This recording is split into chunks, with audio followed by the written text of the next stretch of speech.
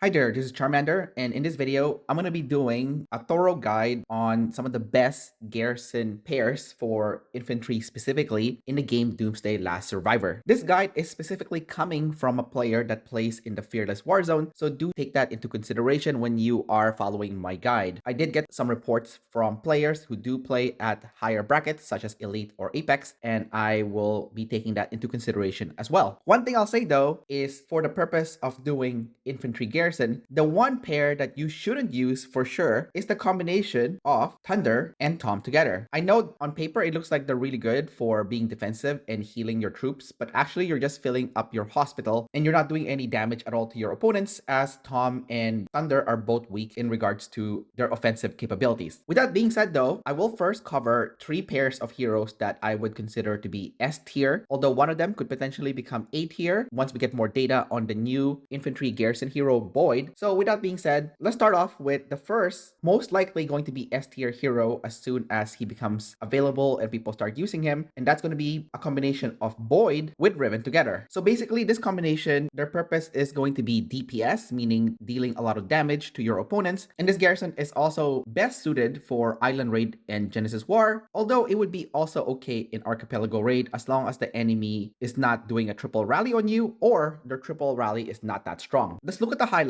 for this combination, starting with the shield factor. So as you know, Riven is the hero with her 4th skill, boosts up the shield bonus by 30%. And as you know, Boyd also provides a shield factor. However, the problem with Boyd is his shield factor is kind of random, so you don't know how much of the shield factor you're gonna get. So what I'm gonna do here instead is I'm gonna be showing you what the low end shield factor that you can potentially get with the Boyd and Riven combination and the maximum potential shield factor that you can get when all the stars aligned, which is kind of funny to say that because it's kind of true. But let's take a look at Boyd at the base level. So if you look at his 3rd skill, he does provide a shield factor of 2500 for 3 seconds when taking a skill damage. So pretty much this is guaranteed that he's gonna take skill damage if you're doing garrison. Now if you pair that up with Riven's 30% shield bonus, what you're gonna get is a total of a modest 3375 shield bonus. So that's gonna be on the low end, right? Now let's go at the maximum potential now. So again, we're gonna take into consideration Boyd's 3rd skill, Omni Surveillance, for that 2500 shield factor, plus his first transcended skill, where when the squad size is below 50%, gain a shield for 3 seconds based on 20% of the damage dealt. So 20% of the damage dealt from 15,300 is going to be roughly 3,060 in shield factor. Combine that with Riven, with her 3rd skill, where counterattacks have a 20% chance to grant a shield to oneself for 3 seconds with a shield factor of up to 1,700. Plus, when you awaken Riven, when taking a skill damage, has a 50% chance to grant a shield to oneself for 3 seconds with a shield factor of 2,000. So if you add this all up together, you get a total of 9,260 shield. Granted that, like I said, a lot of the proper situation does occur for the shield to become available. Now for Boyd, his super weapon also provides a shield bonus of 5%, which can stack up to 6 times for every 15% squad size that is lost. So again, like I said, if all the stars are aligned, you get the 6 stacks of the shield bonus. This is actually 30%. Combine that with Riven's 30% increase in shield factor, and you get a grand total of 60% shield bonus. 60% of 9,260 is going to be 5,556. And if you add them up together, you get the maximum shield potential of 14,816. So that is actually quite comparable to Ryaro and Riven's shield factor at their base level. It's not more than Ryaro and Riven, but it's getting high up there. So as you can see, this is fairly decent, and we do need more data to come in before we can say for sure if Boyd and Riven's shield factor together would make a big difference for the purpose of doing garrison. But from a purpose of theory, it seems like it has that potential for sure. I just want to add also that in my previous video, when it comes to infantry field pairs, I mentioned that looking at the skills is enough to determine whether that pairing is going to be good. But for the purpose of garrison, I do think data is important, as they don't release garrison heroes very frequently. At most, it's going to be once every 6 months, but oftentimes it's once a year. So you do have plenty of time to get this right, think it through before you make any decisions on which infantry garrison pairs to put together. Next, if you look at Boyd's 2nd transcended skill, which is called Predator's Deterrence, which increases skill damage by 35%, meaning his 15,300 damage is actually around 20,000 plus. This can also, in theory,